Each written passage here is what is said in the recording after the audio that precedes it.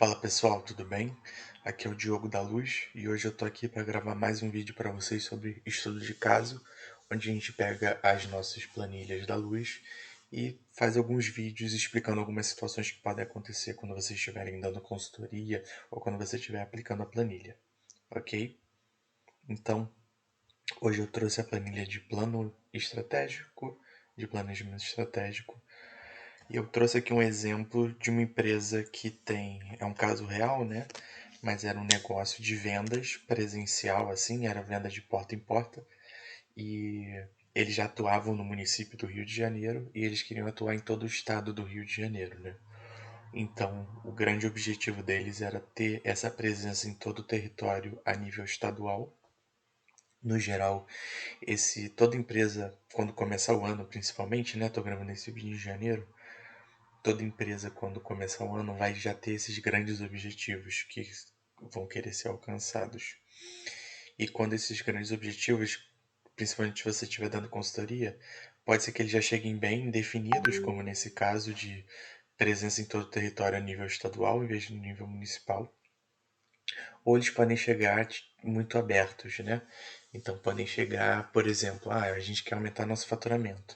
Mas como é que aumenta o faturamento? Pode ser diminuindo ali, a- aumentando a sua margem, pode ser aumentando o mercado. Nesse caso aqui, por exemplo, é aumentando o mercado, né? A gente aumenta o mercado e aumenta os resultados da empresa. Então, se as metas globais, né, os grandes objetivos da empresa chegarem muito separadinhos, o principal trabalho seu como consultor é, beleza, vamos transformar esse objetivo em algo mais concreto, um caminho bem definido, tá? Então, nesse exemplo aqui específico, eles passaram, o objetivo era crescer, era aumentar faturamento e tudo mais, e a gente traduziu isso como aumentar a presença em todo o território do estado, sair do município e passar para atender o estado inteiro. Então, ok, né? Nesse estudo de caso eu vou trazer um exemplo mais simples, mas a nossa planilha dá espaço para você botar até 10 objetivos, né? No geral, 10 já é um número ali limite de metas globais da empresa. Quanto maior a empresa, mais metas globais, né, que são essas grandes metas vão existir. Mas para pequenas empresas, médias empresas, se você tiver de 1 a 3, 1 a 4 já é o suficiente. Mas para a empresa, conforme a empresa for crescendo, conforme a empresa for maior, esse número vai crescendo, mas 10 a gente acredita que seja um bom número ali para você ter. E aí o principal desafio que as pessoas têm e é por isso que as empresas contratam consultores, é transformar, como é que a gente transforma esses grandes objetivos, né, em objetivos mais específicos por área, que é como é que a gente quebra isso, né? E eu não preciso nem falar que o caminho que a gente escolheu aqui na nossa planilha, que para mim é o melhor caminho, é um caminho de você partir dos indicadores para traçar o plano tático, né? Então, eu defini aqui nesse nosso exemplo do estudo de caso 3 áreas, né? Eu botei todas as áreas, mas eu queria focar principalmente nessas duas de cima, que é vendas e processos. Mas eu também trouxe exemplo para financeiro e RH, mas toda empresa tem áreas claras, ou pessoas em funções claras, e o ideal é a gente começar a traduzir o que significaria aquele grande objetivo ser, ser realizado em metas por cada área. E aí dali vir as ideias do que cada área vai fazer. Muitas vezes a gente vê o processo acontecer nessas grandes empresas como metas são definidas e aí entregam para o gestor da área e o gestor da área tem que pensar no plano já. Mas a gente tem certeza que partindo dos indicadores é muito mais fácil traçar esse plano.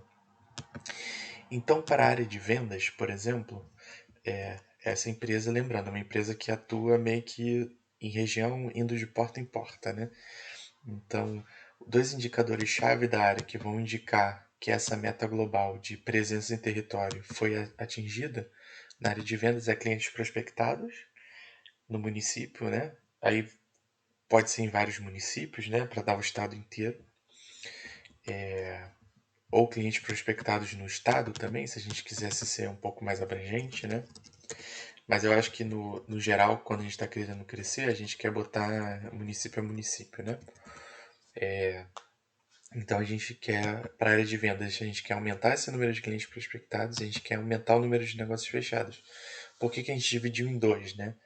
Porque negócios fechados existem N coisas que podem, N variáveis que podem afetar, mas uma delas com certeza é clientes prospectados. Quanto mais clientes a gente tiver lá em cima, mais negócios a gente vai fechar.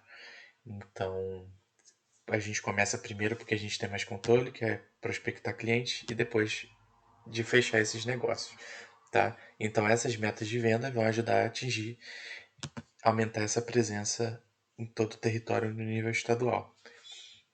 Ao mesmo tempo, a área de processos, vamos dizer que esse time de vendas ele tinha que gerar várias documentações rápido para enviar para os clientes, para aprovar os negócios.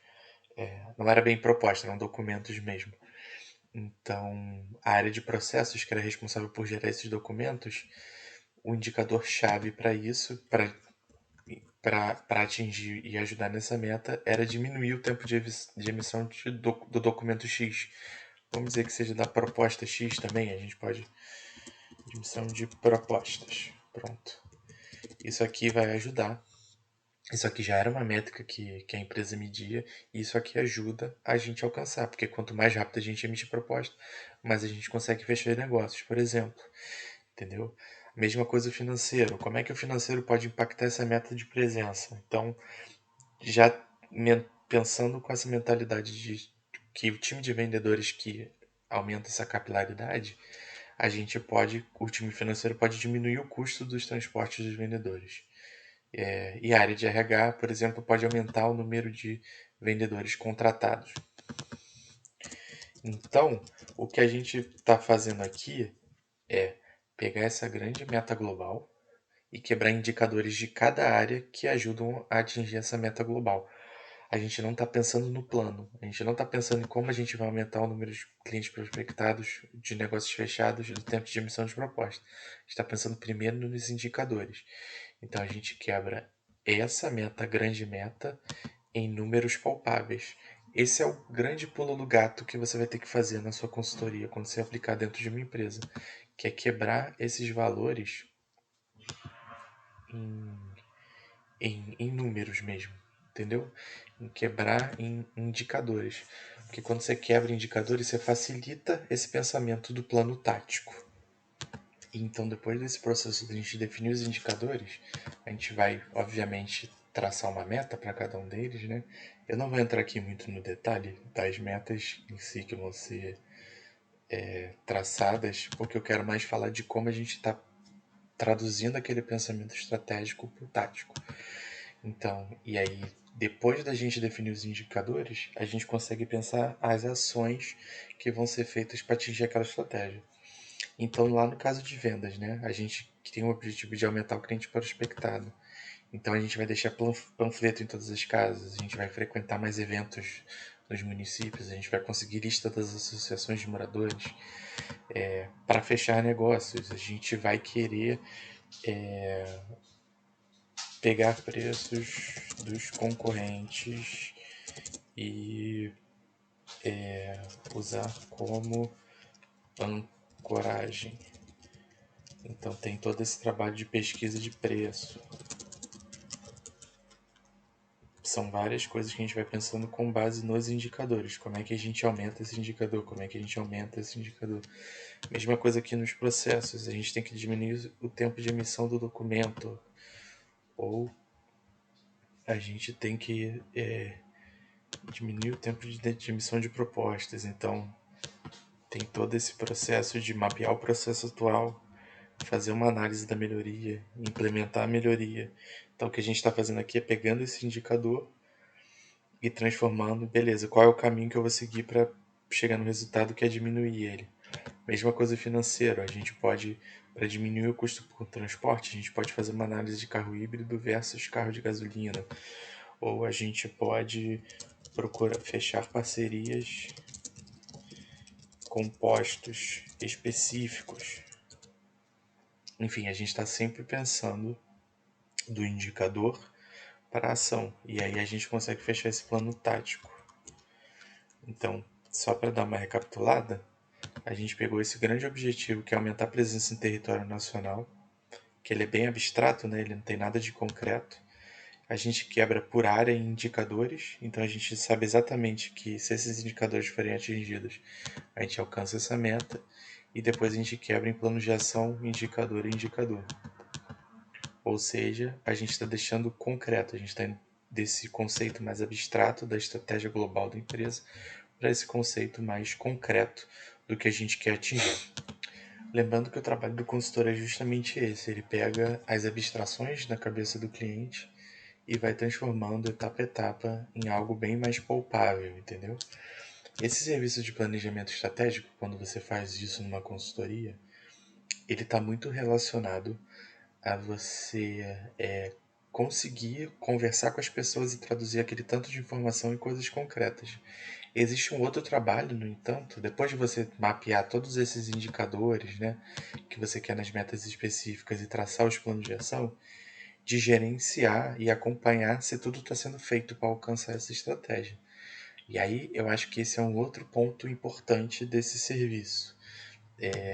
Sempre quando você vender um serviço de planejamento estratégico, logo depois você já pode vender um outro serviço de acompanhamento das métricas desse planejamento, por exemplo. E aí o seu cliente vai deixar na sua mão de meio que pegar esses números, né? E aí você já vai ter mais ou menos mapeado área a área quem são os responsáveis por cada etapa dessa, né? Por tudo que está sendo feito. E você mesmo compila os números e faz uma apresentação para o cliente todo mês, por exemplo, para mostrar esse acompanhamento. As nossas planilhas têm alguns dashboards que ajudam a acompanhar isso, né? Conseguem acompanhar se os planos de ação estão sendo feitos, se as estratégias estão sendo concluídas, e você consegue provar para o seu cliente que todo esse trabalho de planejamento foi feito. Sempre com essa cabeça. Para o cliente, o grande objetivo, o objetivo máximo, principalmente se é um cliente que é diretor ali, o dono da empresa inteira, tá muito abstrato na cabeça dele e tá, é assim, eu quero crescer mais, eu quero faturar mais. O seu trabalho como consultor é transformar isso em algo bem mais concreto, né? E aí eu acho que esse caminho de pegar a meta global e traduzir ela em indicadores, e depois de traduzir ela em indicadores, traduzir em planos de ação, é o caminho excelente, é o caminho que a nossa planilha faz, e é o caminho que também te ajuda a vender esse outro serviço depois, caso você esteja dando a consultoria, de acompanhamento da estratégia. A planilha vai te ajudar com isso também. Se você estiver fazendo na sua empresa, é claro que você vai poder preencher essa planilha bem tranquilo, assim.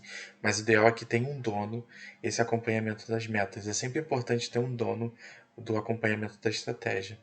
No geral, é bom que seja o consultor que ajudou a fazer, porque é uma visão mais de fora, né? E consegue indicar melhor os caminhos, né? Não está muito absorto, inserido na operação, então ele consegue dar um passo para trás e olhar a figura macro melhor e consegue ir no detalhe caso precise.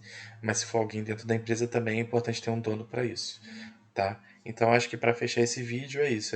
As dicas mais importantes, né, desse estudo de caso são essas. Primeiro, começar pela meta global, que geralmente vai ser mais abstrata e inspiracional. Traduzir ela em indicadores. Então, beleza, para eu atingir essa meta global, aqui do nosso caso de aumentar a presença em todo o território, que isso vai indicar um faturamento maior no futuro, o que a área de vendas precisa fazer, o que a área de processos precisa fazer, o que a área financeira, a área de RH. E depois, com esses indicadores, a gente consegue traçar planos de ação para entender exatamente o que cada área consegue fazer. Dali, a gente já traduziu da estratégia pro tático e pro operacional, tá bom?